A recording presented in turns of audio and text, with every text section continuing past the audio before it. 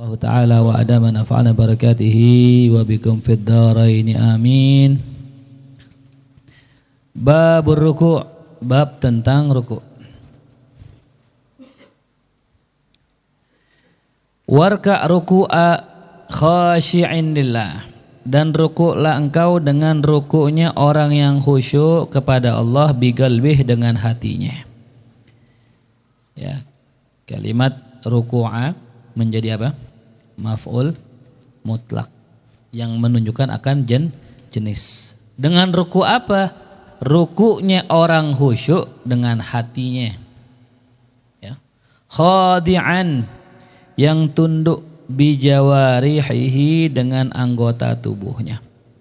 Ya, jadi Imam Ghazali mengungkapkan ada dua yang mesti dikerjakan, zahiran wa batinan dalam rukunya, itu apa?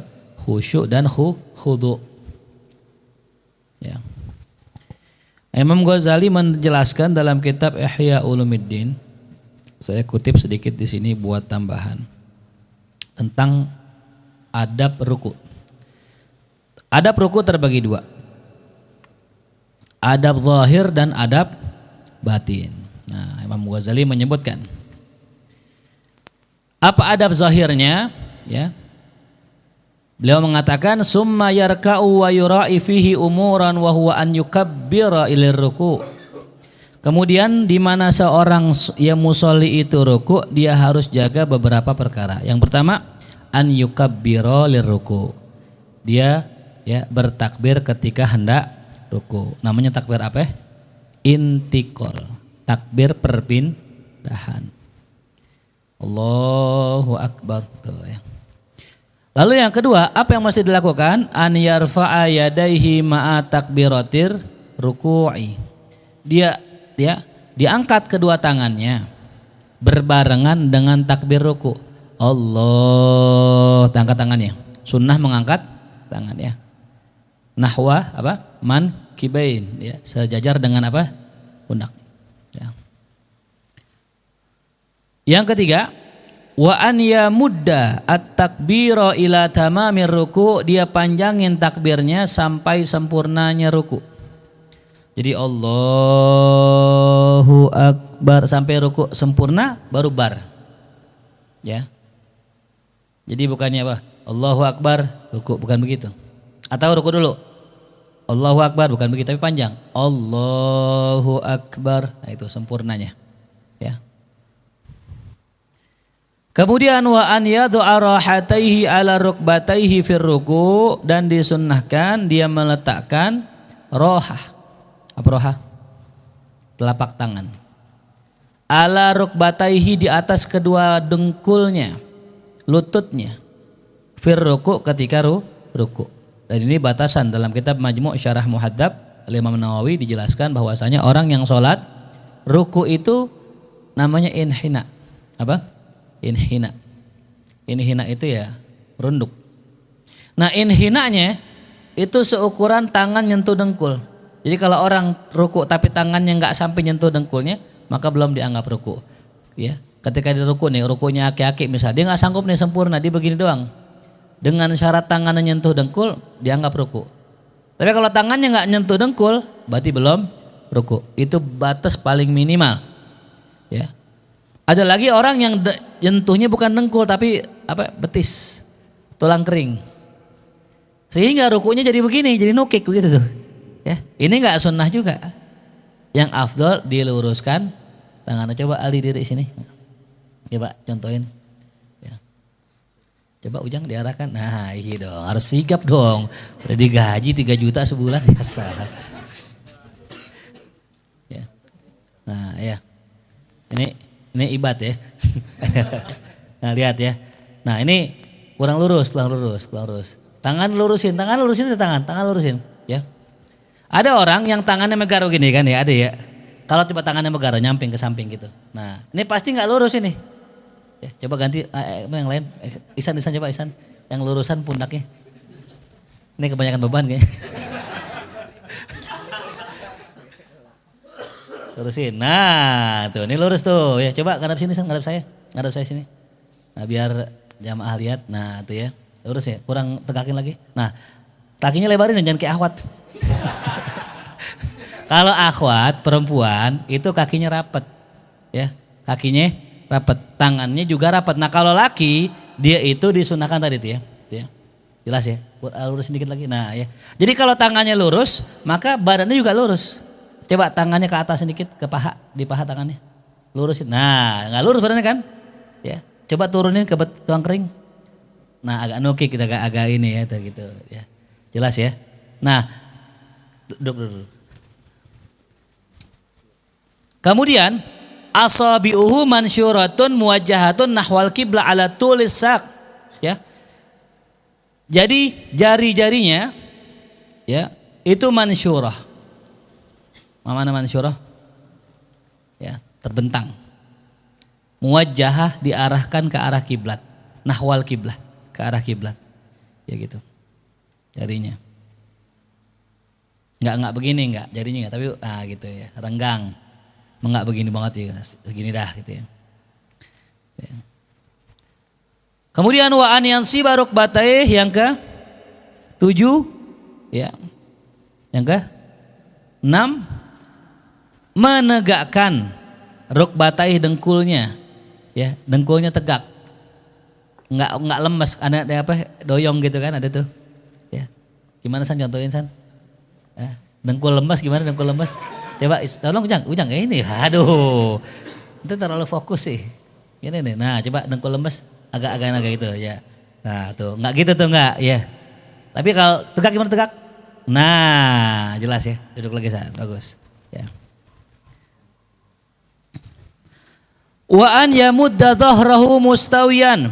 Hendaknya memanjangkan pundaknya lurus. Lurus ya.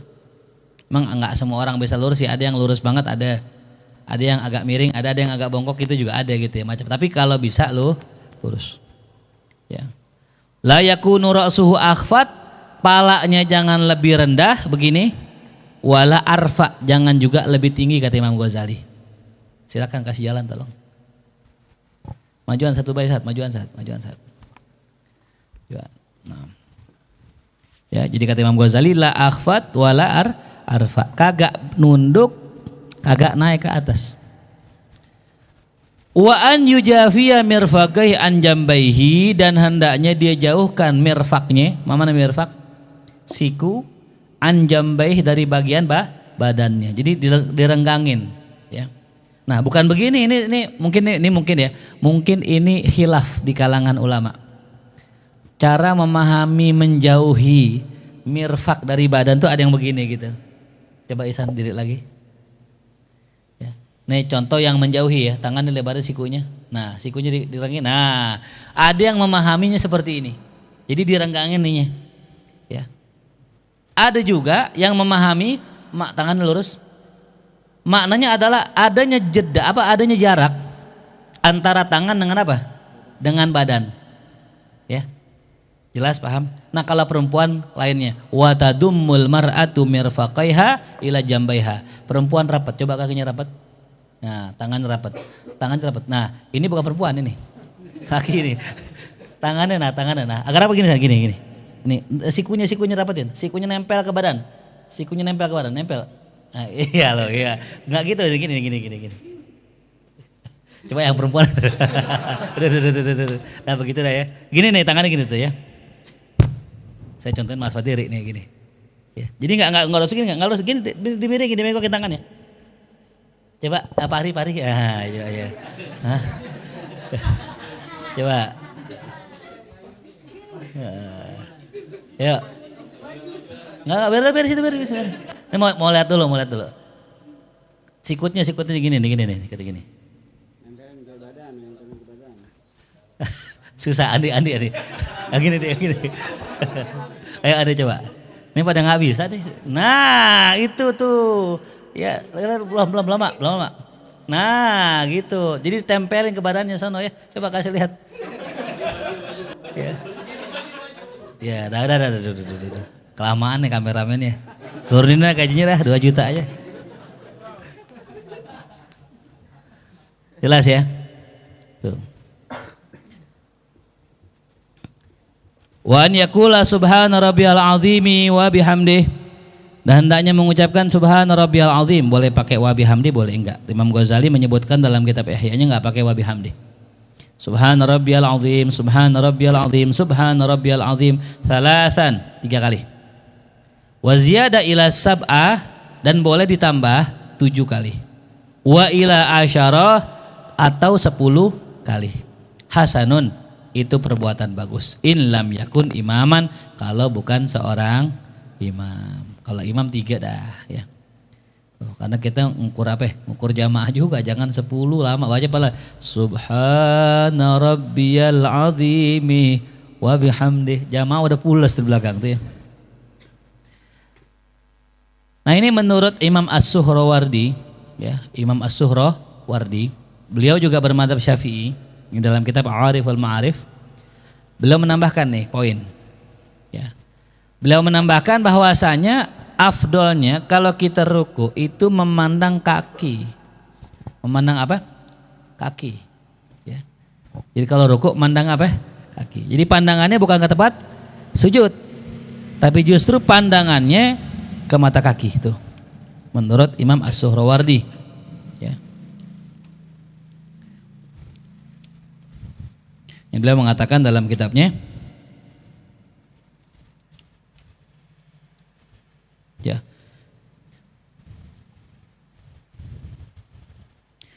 wa yakunu fi ruku'ihi nadhiran nahwa qadamih, dan dia itu dalam rukunya itu ya memandang ke arah qadamih, kedua kaki. Jadi ruku mandangnya ke kaki. Kata Imam siapa? Suhrawardi. Tapi kata Imam Ghazali enggak. Imam Ghazali kemana? Tempat sujud. Jadi ada khilaf antar ulama. Ada yang memandang ke tempat sujud, ada yang memandang ke kaki. Nah, saya ingat dulu tuh, saya waktu 2000 berapa itu ya, pernah ditegur sama orang gitu. Jadi saya mandang kaki. Selesai sholat dipanggil, yang negor ustadz, yang negor ustadz ya. Terus kok ente ruku mandang kaki gitu? Ya. Kita jawab dah, iya gini dan sebagainya lah gitu. Intinya mungkin ini riwayat belum sampai ke ustadz tersebut gitu. Bahwasanya kalau kita ruku 2 dibolehkan, mandang tempat sujud atau mandang kaki. Bahkan Imam Suhrawardi ya, beliau menegaskan kalau bisa mandangnya kaki. Fahuwa aqrabu ilal khusyu', itu lebih dekat kepada kehusyuan. Tuh. Minan nadhar ila maudhi'i sujud, daripada memandang ke tempat sujud. Ya. Tapi ini menurut siapa? Imam Suhrawardi dalam kitab Awariful Ma'arif. Adapun menurut jumhur ulama dikatakan apa itu? Tempat sujud lebih afdol gitu ya. Ya. Ini ulama tuh ya. Jadi mandang tempat sujud atau mandang kaki, yang nggak boleh mandang kaki temennya. Ini hitam banget kukunya. Kok kaki kapalan mulu sih? Gitu. Lihatin kaki temennya tuh, jangan ya. Nah itu tambahan. Ya. Nah juga Imam Suhrawardi mengatakan tadi mengenai jumlah subhana rabbiyal azim, adnal kamalnya 3. Sama dengan Imam Ghazali. Tapi beliau mengatakan wal kamalu an yakula 11. Sempurnanya diucapkan 11 kali. Tuh. Jadi beda Imam Ghazali. Imam Ghazali berapa tadi? 10. Imam Suhrawardi mengatakan 11. Kenapa kok bisa beda? Ya, Imam Suhrawardi ngitungnya ganjil. Ya, kalau 10 genap. Tuh ya.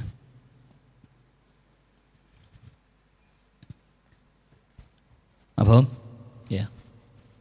Inilah yang dinamakan dengan apa tadi? Ruku' zohir. Nah, sekarang kita bahas apa batinnya. Nah, ya. Di dalam Ihya juga Imam Ghazali menyebutkan tentang bagaimana hati kita dalam keadaan ruku' dan sujud. Fayambagi an tujaddida indahuma dzikra kibriya'illah.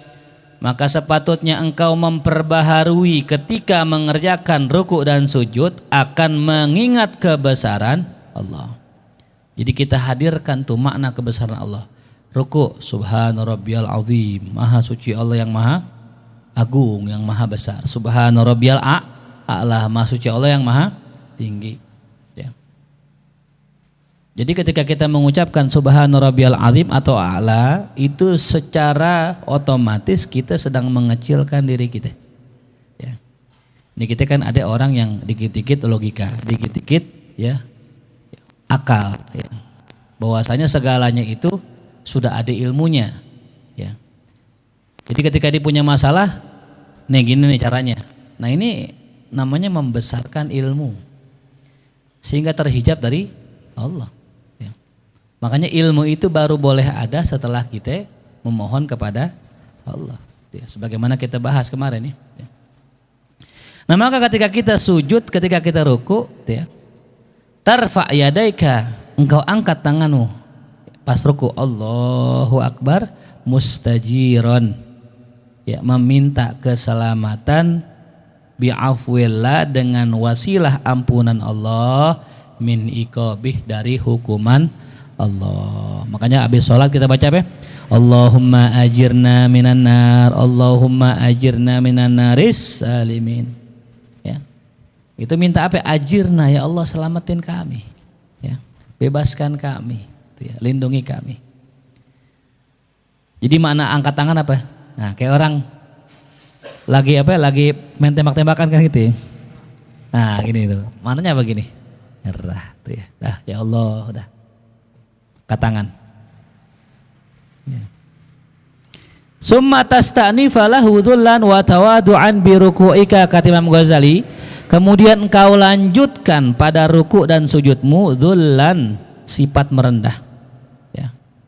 Wa tawadu'an, dan ya merendah diri, bi ruku'ika, dengan ruku'mu tuh. Jadi kalau orang ruku' tuh dia maknanya merendah, hormat. Kalau orang Jepang kan gitu ya. Kalau hormatnya ngapain? Ruku' tuh ya. Cuman sebagian mengatakan makruh ya. Sebagian mengatakan makruh kalau orang menghormati orang lain dengan cara ruku. Makanya ada ulama biar orang kagak ruku, bagaimana? Dia salamannya tangannya diangkat begini. Agar orang yang salaman kagak nunduk, karena sebagian mengatakan nunduk itu dalam salaman makruh. Karena nggak ada yang boleh dirukukan kecuali siapa? Allah. Ya, ya kalau kata Wahabi begitu tuh.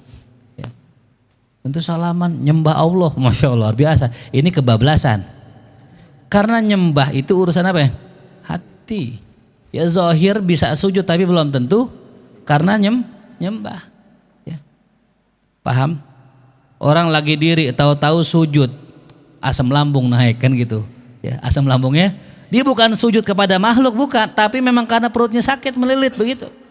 Ya. Nah, kata Imam Ghazali, ya, kata para alim ulama, yang namanya orang sujud belum tentu nyembah. Ya. Jadi tadi ketika orang itu apa tadi? Dia sujud, dia ruku, itu maknanya apa tadi? Zullan wa tawadu'an. Ya. Menghinakan diri dan merendahkan diri. Wa tajtahida fi tarkiki qalbik, dan engkau berusaha untuk ya melembutkan hatimu.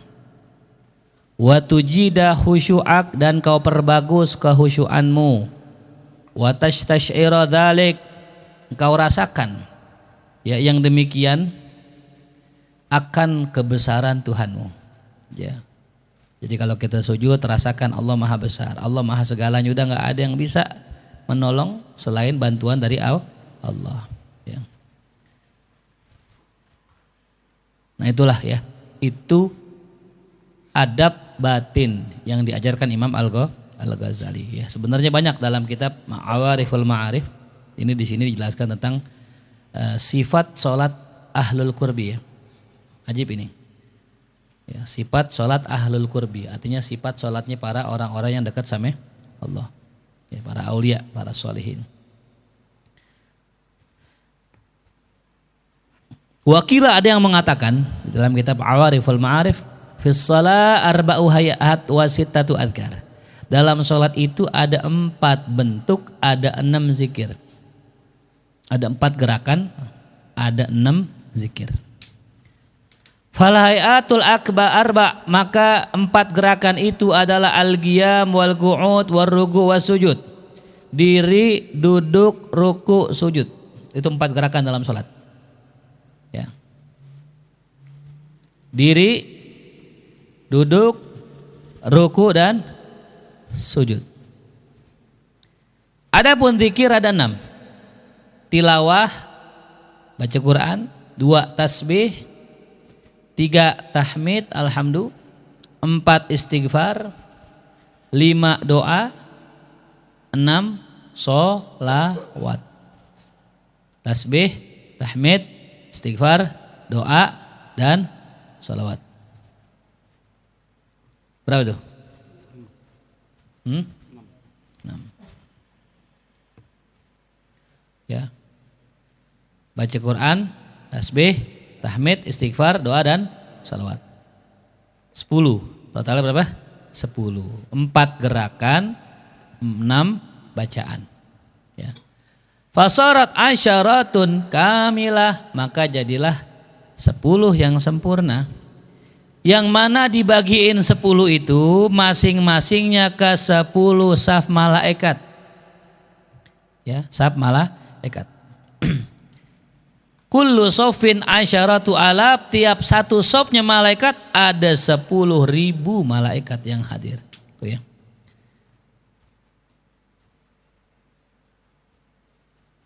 Jadi kurang lebih ketika satu kali sholat berapa malaikat yang hadir? 10.000. 100.000. 100.000. Karena satu sofnya berapa? 10. Dikali 10 berapa? 100.000. Tuh, jadi kalau orang sholat berjamaah yang hadir berapa malaikat? 100.000. Tuh, Masya Allah. Ya. Wastaufi ruku'ak, dan sempurnakanlah rukukmu, kata Imam Ghazali lanjutannya. Wan hatta an himmatik fil qiyam bi amri, dan turunkanlah semangatmu, cita-citamu untuk melaksanakan perintah Allah. Ya, turunin. Ya, jangan tinggi-tinggi. Ya. Apa maksudnya sih kok kita nggak boleh niat tinggi-tinggi? Fa innaka la taqdir ala ada'i fardhi, karena sungguh engkau nggak bakal mampu melaksanakan kewajibannya illa bi'auni, kecuali dengan bantuan Allah. Aku pengen sholat nih, gue bisa. Mampu. Nah ini nih, ini yang nggak boleh. Turunin, jangan begitu niatnya. Ya. Paham? Jadi kalau orang merasa mampu buat puasa, merasa mampu buat sholat, hakikatnya dia itu sedang takabur sama. Nggak ada yang mampu untuk melaksanakan satu ibadah kecuali dengan bantuan Allah. Tuh ya. Jelas ya. Jadi in hatta an himmatik. Tuh ya. Turunin. Tuh ya. Ente punya himmah dalam melaksanakan sesuatu, illa himmah ente mintakan kepada Allah. Jadi semangatnya kita minta sama Allah. Setelah minta sama Allah, entar Allah kasih kekuatan, Allah kasih taufik hidayah, bisa mengerjakannya. Wala tablughu darar ridwani, dan engkau juga enggak bakal sampai ke tempat keredoannya, yaitu surga. Ya. Tempat keredoan Allah. Ini juga majaz ya, majaz mursal. Illa birahmatihi, kecuali dengan sebab rahmatnya. Ngerjain kewajiban karena bantuannya, masuk surga karena rahmatnya. Jadi kita nggak sombong. Yang sebagaimana dikisahkan ada seorang Bani Israel ya'budullah khamsumi asana, beribadah 500 tahun lamanya. Setelah ditimbang amalnya, ternyata kata Allah, masukkanlah dia ke dalam surgaku dengan rahmatku. Nah dibingung, kok masuk surga dengan rahmat, kemana ibadah saya Allah? Ya udah, kalau mau adil-adilan, mau hitung-hitungan, ya timbang amal ibadah ente yang 500 tahun dengan nikmat sebelah mata saja. Ternyata nikmat sebelah mata enggak sampai itu, enggak sebanding dengan apa? Amal ibadah dia yang dikerjakan 500 tahun. Masya Allah tuh ya. Makanya kita masuk surga karena apa? Rahmat. Apalagi potongan-potongan kita yang terawih nyari cepat tuh. Ya. Kalau lama protes dijabri imamnya. Mam, banyak yang protes nih jamaah, katanya nanti kelamaan. Bukan jamaah, dia padahal. Ya kan kadang-kadang gitu ya tuh. Lama yang protes atu gitu, dia yang protes tuh. Naam ya. Wala tastatiu imtina'an min maksiati illa bi ismatih, dan engkau tidak akan mampu untuk meninggalkan, mencegah diri dari maksiat kepada Allah kecuali dengan sebab perlindungannya. Ya, jadi sampai pun kita ninggalin maksiat itu bukan karena kehebatan kita. Wah, nih gue berkat puasa nih gue di Riyadoh nih makan sehari sekali. Wah, berarti bener nih kalau kita makan sehari sekali bisa ninggalin maksiat. Nggak begitu ya akhi. Memang betul segala sesuatu ada teorinya, ada ilmunya. Cuman ilmu itu akan berlaku kalau Allah kasih izin. Ya. Kalau misal contoh gini misalnya, ada orang nih dapat amalan nih buat harim nih baca nih surat Ar-Rahman baca 3 kali, kirimkan buat si perempuan, dibaca tuh 3 kali baca, kagak nyampenya ke Rahman. Kagak nyampe karena bukannya itu ya. Jadi ilmu itu kagak bakal berfungsi kalau bukan Allah yang ngizinin tuh ya. Ini ya, jadi pelajaran buat kita. Ada cakap kutipan, saya kutip di sini dari kitab Tajul Arus ya. Kitab apa? Tajul Arus. Karangan Al-Arif Billah Al-Imam Ibnu Athaillah As-Sakandari. Ajib nih insyaallah. Tajul Arus ya. Tulis ya.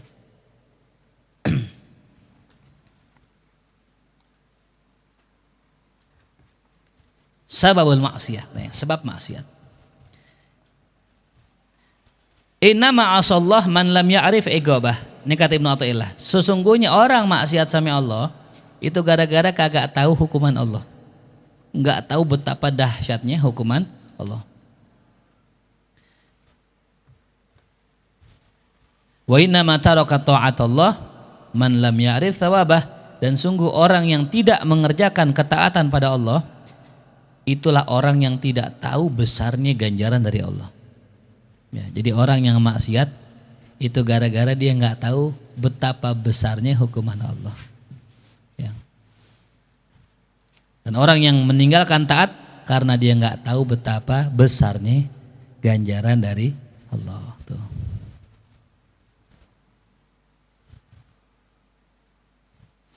Falawit talau ala adzabin nar, kalau mereka lihat azab nerakanya Allah, lama ghafalu, mereka nggak bakal lalai. Lawit talau ala ma'adallah li ahli jannah lama tarakuha tarfata'in. Kalau mereka tahu apa yang Allah siapkan buat penghuni surga, mereka nggak bakal meninggalkan ketaatan sekejap mata pun. Tuh, ajib, luar biasa. Ya. Idza sahibta abna ad-dunya, nih cakep nih. Kalau engkau bergaul dengan ya anak-anak dunia, jadzabuka ilaiha, engkau akan diseret kepada dunia tuh. Gara-gara main namanya orang dunia diseret ke dunia. Ya. Wa idza sahibta abna al-akhirah, kalau engkau bergaul dengan anak-anak akhirat, orang-orang soleh maksudnya, jadzabuka ilallah, mereka engkau akan ditarik kepada Allah. Itu. Jadi kita tergantung bagaimana circle kita. Jika circle kita orang-orang dunia, ketarik ke dunia. Jika circle kita orang-orang Allah, orang-orang baik, ditarik kemana? Ke Allah. Ya. Apa sih circle? Lingkaran. Ya. Kalau bahasa Arabnya apa? Halakoh. Iya sih. Bahasa Arabnya apa? Mana halakoh? Itu circle. Gitu. Kita pergi ke halakoh. Halakoh itu maknanya lingkaran. Jadi kalau orang dulu ngaji nggak begini ngajinya, ngajinya bikin lingkaran gini. Halakoh. Ya. Apa sih makna halakoh? Makna lingkaran? Lingkaran itu sesuatu yang nggak ada putusnya, nggak ada ujungnya. Yang nggak ada apanya? Ujungnya. Artinya apa? Akan terikat selamanya. Ya. Ente lihat tuh yang namanya garis. Kalau ente bikin satu begini ada awal ada akhir. Ya. Tapi kalau ente bikin lingkaran nggak ada ujungnya. Gitu. Itu namanya circle. Ya. Tapi nggak pakai K ya. Circle namanya. Maka dikatakan oleh baginda Rasulullah SAW, yuhsyarul mar'u ala dini khalilih, dikumpulkan seseorang bergantung ya agama orang yang disenenginnya, agama orang yang dikasihinya. Khalil, makna khalil bukan teman, tapi CS. Nah, bahasa kata CS. Ya. Orang yang dikasihi. Ya. Falyandur ahadukum liman yukhalilu, maka lihatlah salah seorang dari kalian kepada siapa dia ya bergaul. Ya, menjalin tali kasih itu ya.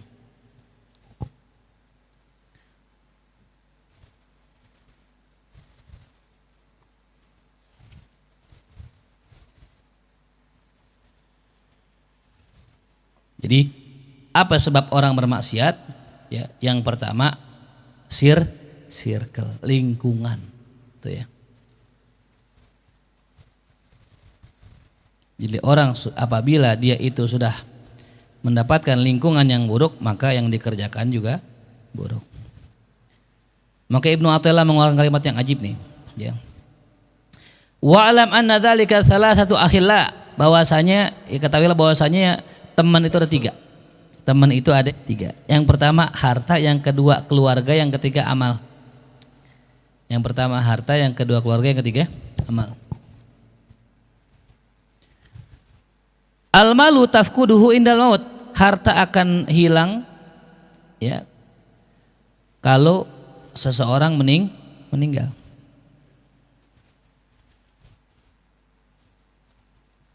Wal ayal yatrukunaka indal qabri, sedangkan keluarga akan meninggalkan dirimu ketika engkau dikubur. Ya, pas meninggal masih ada tuh keluarga. Pas masuk kubur udah enggak ada. Ya. Wa amaluka, dan amalmu la yufarikuka abada, tidak akan pernah meninggalkanmu selamanya. Fashab, kata Ibnu Athaillah, jadikanlah sahabat man yadkhulu ma'aka qabrok, seseorang yang tetap akan menemanimu di dalam kuburmu. Wa ta'nasu, dan akan ya kamu merasa nyaman dengan dirinya. Siapa itu teman kita? Amal lah tuh. Jadi teman kita, circle kita udah amal kita itu ya. Kenapa? Ya sebaik-baiknya teman nih, yang namanya orang berteman pasti punya kepentingan. Ya, jarang orang yang berteman murni tulus, jarang. Ya. Dan kepentingan yang paling kuat ya dalam bergaul nih adalah karena Allah. Itu yang paling kuat. Karena Allah. Ya. Coba ada misalnya contoh gini. Di sini misalnya siapa misalnya? Misalnya Sat Ubay misalnya. Sat Ubay sama Kang Muklis. Ya. Beliau-beliau ini bakalan bergaul satu sama lain dengan banyak sebab. Tapi yang paling kuat karena apa? Karena Allah. Yang paling kuat karena Allah. Kalau karena bisnis, udah kelar bisnisnya, pisah. Karena harim, ya udah dapat, tinggal. Dulu aja lo masih deketin dia ke rumah mulu, curhat. Pas sudah nikah, kagak. Itu karena harim itu. Ya. Apalagi orang ini bergaul karena musuhnya sama. Gitu. Itu seru tuh. Seru itu.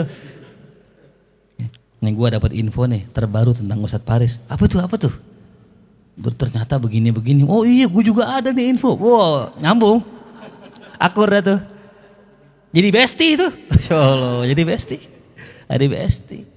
Ya. Yang begitu nanti di hari kiamat saling nyesel. Kenapa? Dia bergaul karena bermusuhan dengan makhluk Allah.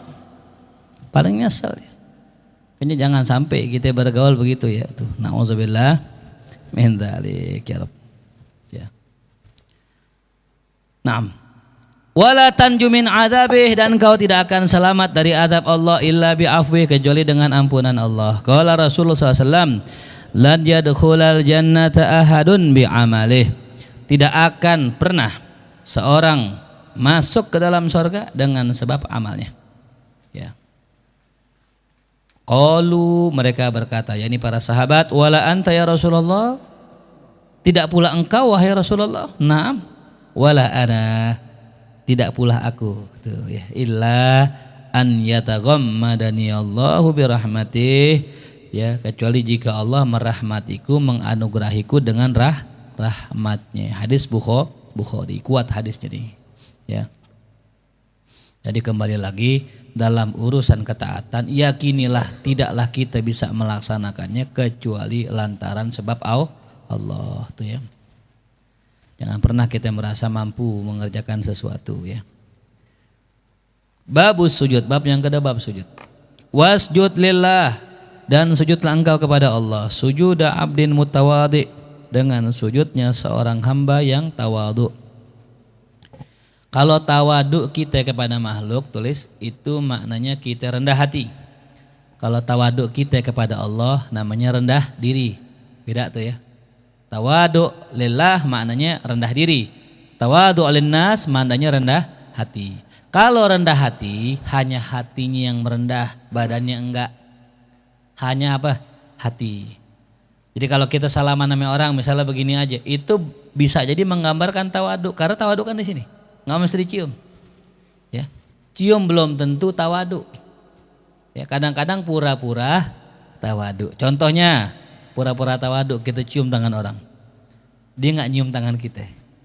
Di belakang bilang gini, kok dia nggak nyium tangan gue ya, kan gue cium tangan dia. Tuh, itu namanya apa tuh? Pura-pura tawadu. Ketika kita menghormati orang karena kita merasa dia lebih mulia, nggak usah pengen minta dihormatin balik. Ya. Kalau pengen dihormati balik berarti pura-pura tawadu. Ya. Nah, jadi tawadu lillah maknanya apa tadi? Rendah diri. Dengan tawadu alima annahu, orang yang tahu bahwa dirinya khuliqa min turabin, diciptakan berasal dari tanah, ya ta'uhu jami'ul khalqi, yang diinjak-injak oleh seluruh makhluk. Ya. Jadi ini kita manusia asalnya dari apa? Tanah. Ya, bukan kita, tapi siapa? Bapak kita, Nabi Allah Adam alaihissalam. Jadi yang diciptakan dari tanah hanya Nabi Adam. Tuh ya. Kita enggak, kita tercipta dari apa? Nutfatin amsyaj, dari air mani itu ya. Jadi kalau kita tercipta dari tanah ya repot juga gitu kan. Emak kita, bapak kita bawain tanah gitu. Dicampur pakai tanah. Mana tanah sengketa lagi. Pantesan bengal banget. Ya. Allahu a'lam bishawab. Allahu a'lam itu. Wa annahu rukiba min nutfatin, bahwasanya dia itu tersusun atau tercipta min nutfatin, dari setetes mani. Tuh ya. Ini kalau kita bilang setetes juga salah juga ya. Kalau setetes kagak jadi kali ya. Iya. Yang bertetes, yang banyak aja belum jadi, apalagi yang cuman setetes tuh ya. Karena kalimat nutfah itu maknanya apa tuh? Air mani dah gitu ya. Yastakdiruha kullu ahad, yang orang anggap semuanya itu ya hina. Ya, jadi orang nggak ada yang menganggap air mani itu mulia. Pasti air mani itu apa? Hina, kotor, jorok gitu. Ya. Kalau kata Imam Haddad, ya, wahai manusia, kenapa engkau sombong? Engkau dilahirkan keluar dari tempat yang hina, masuk ke tempat yang hina, dan dilahirkan dari tempat yang hina, mati jadi bangkai yang hina. Apa yang kita sombongin kan gitu. Ya sehebat-hebatnya kita lahir kan lewat rahim, keluar lewat zakar kan gitu. Gak ada yang di-download kan ya, mulia kali download gitu. Dipesan kan gak ada. Di-download pakai forshare lagi downloadnya. Pakai forshare. Naam. Fa idza fakkara fi aslih, kalau seseorang merenungkan tentang asal penciptaannya, bahwa dia dari tanah, dia dari nutfah, wa ta'ammal, dan dia merenungi ya, tarkiba jauharihi, akan struktur daripada dirinya, min ma'in, yang berasal dari tanah, air, watinin, dan tanah, izdadalillah tawaduan, maka pasti ia bertambah tawadu lagi, berasa rendah di hadapan Allah. Tuh ya. Berarti orang yang sombong berarti apa dia? Dia nggak tahu diri atau nggak sadar diri. Tuh. Ya. Kue cincin gemblong gandas turi, udah miskin sombong kagak tahu diri tuh ya. Udah miskin sombong tuh. Nauzubillah min dzalik. Ya. Makanya kita nih disuruh banyak tafakur. Sampai dikatakan dalam hadis, tafakkur sa'atan, berfikir sesaat itu lebih afdol daripada ibadah sanatan setahun. Antum sholat setahun ama berfikir sejenak aja lebih afdol berfikir tuh. Ya. Kenapa? Buah fikir itu nanti menjadikan kita orang yang tawadu, orang yang zuhud, orang yang sabar. Itu buah berfikir. Kalau kita renungin misalnya, nih gua kerja lama-lama buat apa ya? Kan yang Allah suruh ibadah, kenapa gue kejar-kejar duit yang Allah gak suruh? Padahal hakikatnya duit dan rezeki itu hanya untuk menyambung hidup buat ibadah. Nah itu berpikir begitu doang kita lebih afdol daripada ibadah setahun. Ya. Karena ibadah kita setahun tunggang-tungging nggak pakai mikir itu maaf thawab, nggak ada pahalanya.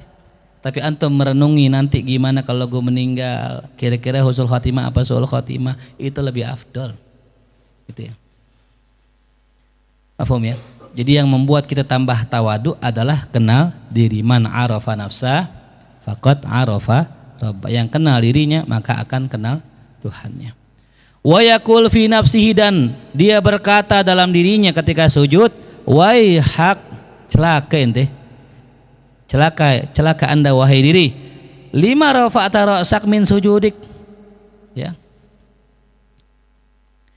Kenapa engkau angkat kepalamu dari sujudmu tuh ya. Jadi seseorang ini mencela dirinya, lima rafa'ta. Kenapa engkau angkat kepalamu dari sujudmu? Ya. Lima lam tamut baina yadayhi. Kenapa engkau enggak mati di hadapannya? Ya. Paham kalimat mati? Ya. Kenapa engkau enggak mati berserah sama Allah? Kan kalau orang mati dimandiin, ngelawan enggak orang yang mati? Kagak. Jadilah di hadapan Allah seperti jenazah yang mati lagi dimandiin gitu. Kali pas dimandiin ngelawan, jangan sakit sini gitu. Belah sini aja gitu. Kaget yang mandiin kan kabur. Jadilah kita orang yang mati sebelum mati ya. Mutu qabla antamut, kemarin kita bahas tuh ya. Matilah engkau sebelum mati. Apa mati apa? Mati hawa nafsu, mati ambisi, matikan keinginan, semua serahkan kepada Allah. Apa yang Allah suruh aja dah. Tuh, sempurna kita. Wa qad ja'alallahu sujud sababal qurbi ilaih. Sedangkan Allah jadikan sujud sebagai sebab seseorang bisa dekat kepada Allah. Jadi kita kalau apa-apaan udah nyerah, udah sujud aja dah. Paling cakep udah. Ya. Masalah bertubi-tubi, bini ngambek, anak ya, anak ngamuk, duit kagak ada, udah masalah double dah, sujud aja dah, sujud. Bilang apa? Ya Allah, saya nyerah ya Allah dah. La haula wala quwata illa billah. Ya, enggak ada yang bisa menyelesaikan masalah kecuali Engkau, ya. Subhanaka inni kuntu minadz zalimin, itu ya. Maka dikatakan dalam kitab Taqiyyatus Sadidah, ulama khilaf manakah tempat yang paling afdol, diri, ruku apa sujud. Sebagian mengatakan apa? Sujud. Tempat yang paling dekat seorang hamba dengan Tuhannya adalah sujud, ya. Karena sujud madharul ubudiyah, lambang penghambaan kita. Dan hamba itu paling dekatnya sama Allah ketika dia itu merasa dirinya hamba. Ya. Kalau kita merasa diri kita Tuhan, nah ini banyak yang ngerasa Tuhan nih. Jadi hidup tuh harus maunya dia. Ya. Ini santri harus pintar semua nih. Tuhan kita. Ya. Pokoknya jamaah semua kudu nurut. Kudu ini, kudu hebat, kudu kaya. Enggak ada yang mesti kecuali siapa? Allah yang bisa bikin begitu, kita nggak bisa bikin begitu. Maka orang yang ngatur-ngatur hidupnya sama juga ngatur Tuhan. Ya. Nah jadi tempat yang paling dekat kita sama Allah adalah ketika sujud, karena sujud itu lambang penghambaan. Ya. Bahkan ada Hai Umar pernah mengatakan, orang yang sujud, ya, dia benar-benar melakukan hakikat sujud maka tidak akan bangkit kecuali sampai hari kiamat. Maknanya apa maknanya? Bukan dia sujud terus, bukan. Maknanya dia itu terus tunduk, bahkan ketika jalannya, ketika kerjaannya, ketika ibadah semua tunduk udah. Enggak pernah ngelawan dah, apa kata Allah aja. Maknanya sujud yang sebenarnya. Itu ya. Faqala ta'ala wasjud, bersujudlah waqtarib. Nah, ya. Dan mendekatlah. Faman iktaraba minhu, siapa orang yang mendekat kepada Allah, ba'uda min kulli syai'in siwah, maka akan jauh dari segala sesuatu selain Allah. Nah, makanya nih kita nih kadang nih kalau ngaji, kok Allah bikin seret rezeki ya? Kan gue udah ngaji nih. Kok kayaknya susah aja karena enggak kayak dulu. Dulu mah apaan aja dapat rezeki. Sonolah sinilah. Dari segala arah dapat aja rezeki. Ada aja rezeki walaupun haram. Kenapa sekarang susah ya nyari duit? Nah, siapa yang mendekat ke Allah, Allah jauhkan segala rizki yang menjauhkan ente dari Allah. Ya. Jadi kalau kita udah dekat sama Allah, begitu emang dijauhin sama yang toksik dijauhin kita. Jadi kalau antum punya teman terus keles, antum udah coba bayain, nggak bisa, udah fix, ente Allah nggak mau ente gabung sama dia. Ya. Atau rezeki sama, kita dapat orderan, dapat apa? Dapat proyek ya. Kemudian udah kita doa, ternyata dijauhin, udah fix itu Allah nggak pengen ente ngerjain itu udah, karena akan bikin ente jauh dari Allah. Berapa banyak orang yang kerja, gara-gara kerjanya jauh dari guru, jauh dari ulama, jauh dari majelis, jauh dari masjid. Itu fix bukan redonya Allah. Allah izinkan tapi bukan keredoannya Allah, bukan maunya Allah. Maunya Allah itu ente kerjanya dikit, tetap ngaji, tetap ibadah, duitnya banyak tuh. Atau duitnya dikit tapi tetap istiqomah. Itu mau redonya Allah. Kalau nggak begitu bukan redonya Allah. Wah fasifata sujudik. Nah, jagalah sifat sujudmu ini. Nah itu ya. Jadi kalau udah bisa sujud dengan benar, jaga tuh dalam kehidupan kita. Sebagaimana dalam ayat minha khalaqnakum, darinya lah kami ciptakan, wa fiha nu'idukum, dan kepadanya lah kami kembalikan, wa minha nukhrijukum taratan ukhra. Ya. Dan darinya lah kami keluarkan kalian sekali lagi, yaitu dari tanah. Ya. Dari tanah kami ciptakan, ke tanah kami kembalikan, mati, kubur, dan kami keluarkan lagi nanti dari tanah. Ya. Wakil ada yang mengatakan tulang ekornya manusia itu. Ya, tulang ekornya manusia, dari situlah manusia akan dibangkitkan dari apa? Tulang ekornya. Nah. Wasta'in billah, maka mintalah pertolongan kepada Allah an ghairihi, dari selainnya. Ya. Fa innahu ruwiya anin Nabi sallallahu alaihi wasallam. Diriwayatkan. Qala Allah tabaraka wa taala, Allah berfirman, la attali'u ala qalbi abdin, aku tidak akan memandang hati seorang hamba. Ya. Fa'ulima minhu hubbul amal bita'ati, yang mana diketahui darinya di hatinya ada terdapat cinta kepada amal, meskipun hanya apa? Hanya kecil, ya. Illa ya tawallaitu taqwimahu wa siyasatahu, ya. Atau juga bisa dibaca apa? La attali ala qalbi abdin fa'alamu minhu hubbal amali bi taati illa tawallaitu taqwimahu wa siyasatahu. Ya. Tidaklah aku melihat di hati seorang hambaku ada kecintaan untuk taat kepadaku. Nih hamba memang banyak maksiat, jarang taklim, jarang ngaji, jarang ibadah, tapi di hatinya ada nih kecil banget, dia pengen ibadah, kepengen taat. Ada, Allah lihat tuh hatinya kecil. Melainkan aku akan yang mengurus langsung takwimahu, ya, apa namanya, urusannya dia, wasiyasatahu, dan segala siasat-siasatnya itu ya. Jadi ketika Allah melihat hati seorang hamba, niat seorang hamba benar, walaupun belum dikerjakan, ntar Allah yang bantuin. Ya, makanya kita jangan remeh nih niat ya. Ini yang kadang-kadang, mohon maaf ya, orang-orang yang alim, orang-orang yang punya ilmu remehkan. Ya, karena merasa sudah biasa ngerjain. Tapi justru orang-orang yang ahli maksiat ini, mereka harapan mereka di sini nih. Ya Allah, saya jarang sholat, jarang ibadah, tapi saya pengen ya Allah kayak tetangga saya, tiap hari ngaji, tiap hari sholat. Coba ente tanya dah orang-orang yang maksiat, tetangga ente nih, dia pasti di hati ente ada perasaan begitu. Ya Allah, enak banget ya kayak Azmi, tiap malam ngaji, siang narik, sore ngaji lagi, termalam taklim, baca Quran dan sebagainya, enak, pengen kayak dia gitu. Tapi kadang-kadang justru kita nauzubillah min zalik ya Allah. Kadang-kadang di hati kecil kita ada perasaan pengen ikut maksiat bareng orang lain. Ya. Apalagi yang lempeng-lempeng aja hidupnya kan gitu ya. Kalau yang non kan yang non, yang ex kan yang pernah, gue udah kenyang dah, gue udah kenyang. Lo biarin dah, lo aja dulu dah. Tapi kan yang belum pernah nih, belum pernah pacaran, belum pernah ngedate, belum pernah apa? Backstreet, ya salah Backstreet tuh. Mas Eko ya Backstreet. Yang belum pernah jajan di BKT itu. Ya Allah, pengen dah malam mingguan ke Wahyan jalan ke sono boncengan tuh. Kalau yang udah pernah, udah tobat, alhamdulillah kan gitu ya. Nah, ini yang kita ngeri, nauzubillah min dzalik. Jadi sebagaimana yang pernah saya jelaskan, bahwa seorang hamba itu dia punya cuman satu hatinya doang. Ya. Ketika hatinya pengen ibadah, Allah lihat dia hatinya pengen ibadah, Allah wujudkan amaliyahnya, Allah kasih taufik biar bisa beramal. Begitupun maksiat. Ini yang kita ngeri, nauzubillah min dzalik.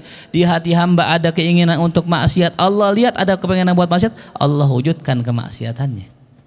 Tapi enggak, Allah enggak begitu. Allah sayang sama kita. Kali kita pengen maksiat, setiap kali kita pengen berbuat maksiat, Allah halang-halangin. Ya, udah pengen jalan bocor bannya. Pengen nambel silanya pulang kampung. Ya, pengen jalan capek, udah dah pulang aja ke rumah, enggak jadi tuh. Minjem motor temennya. Kata Allah, nih hamba kebangetan udah. Aneh dah kasih dia halang-halang buat nggak maksiat, diminjem motor temennya.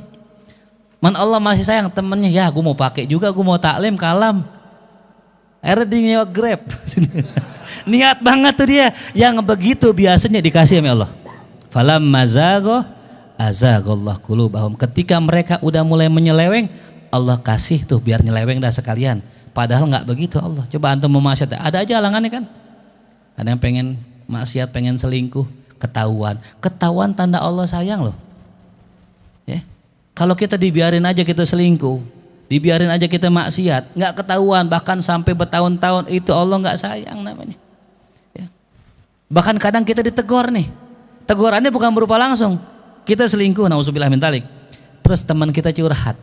Dia selingkuh, ketahuan bininya. Habis itu bininya pengen minta cerai, anak-anaknya ngamuk, pokoknya rumah tangganya hancur berantakan. Teguran tuh dari Allah buat dia. Kenapa dicurhat sama kita? Allah pengen negur kita. Tuh lihat hamba, ente mau selingkuh tuh kayak dia tuh. Cuman kadang orang kagak sadar. Sampai pun antum nonton sinetron azab di Indosiar, nentut gitu. Wah, azab jarang ngaji kalam tuh. Gara-gara jarang ngaji tuh. Azab, wah, teguran tuh kalau sadar, sayangnya manusia banyak yang kagak sadar tuh ya. Jadi banyak banget sebenarnya teguran Allah, man kita kagak ngeh aja tuh ya. Jadi secara teorinya tadi ya, ketika seorang hamba ada iradah kebaikan Allah wujudkan, ada iradah keburukan Allah wujud. Cuman kalau keburukan Allah sering nahan-nahan. Ya. Jelas ya. Jadi kalau ada nanti ya ada ujian mah Masya Allah luar biasa. Kemarin ada jamaah kita cerita, dia baru pulang dari Kuitang, majlis taklim Kuitang hari Minggu, masuk mobil ada tahu-tahu perempuan masuk pintu mobil di belakang, ya pakai gomis, ayo jalan. Pas jalan ternyata ngajakin ke hotel, ajib luar biasa. Pulang taklim, perempuannya pakai jilbab, ngajakin kemana? Ke hotel. Ini kaget nih, siapa orang? Dia bisa masuk karena pas buka pintu kan kebuka tuh kuncinya. Dibarengin masuknya. Akhirnya dicari cara bagaimana biar ini perempuan bisa ditinggal. Ya, dibeli rujak. Mau rujak Kak? Ditahu nih pengen ditinggal kan? Udah lu aja yang pergi. Gue di mobil, kata perempuannya begitu. Wah, bagaimana cari cara ngajak makan, nggak bisa, ini nggak bisa. Akhirnya gini dah. Ya. Yaudah dah kita cari makanan dulu, katanya gitu. Kita ke restoran ini sebelum kita ke hotel gitu bahasanya, biar seger, biar semangat gitu. Pas dia keluar tuh perempuan langsung digas, langsung kabur tuh. Perempuan nggak tahu jatuh, nggak tahu, pokoknya pas dibuka pintu keluar langsung digas, ditinggal. Alhamdulillah tuh ujiannya sampai segitunya tuh. Pernah nggak begitu? Hah? Kalau kita bablas sudah gas, nggak perlu makan lanjut terus. Kabur tuh perempuan sadar. Ya Allah, berat ya. Ujian tuh bertingkat-tingkat tergantung magomnya. Gitu. Makanya baik-baik yang kerja tuh ya. Tuh. Jangan suka lihat ya rumput tetangga. Ya, karena rumput tetangga kadang lebih indah dari rumput di rumah sendiri nih. Ya, buat yang udah kawin nih, saya yang mana nih? Banyakan yang belum sih. Ya. Wallahu a'lam bishawab. Mudah-mudahan Allah kasih kita taufik hidayah. Selamat dunia akhirat. Mati husnul khatimah ala hadhihi al-Fatihah. A'udzu billahi minasyaitonir rajim. Bismillahirrahmanirrahim. Alhamdulillahirabbil alamin arrahmanirrahim maliki yaumiddin. إياك نعبد وإياك نستعين اهدنا الصراط المستقيم صراط الذين أنعمت عليهم غير المغضوب عليهم ولا الضالين آمين. الله بحق الفاتحة سر الفاتحة كرامة الفاتحة افتح لنا أبواب الخير واختمنا بالخير ربنا آتنا في الدنيا حسنة في الآخرة حسنة وقنا عذاب النار صلى الله على سيدنا محمد وآله وصحبه وسلم الحمد لله رب العالمين.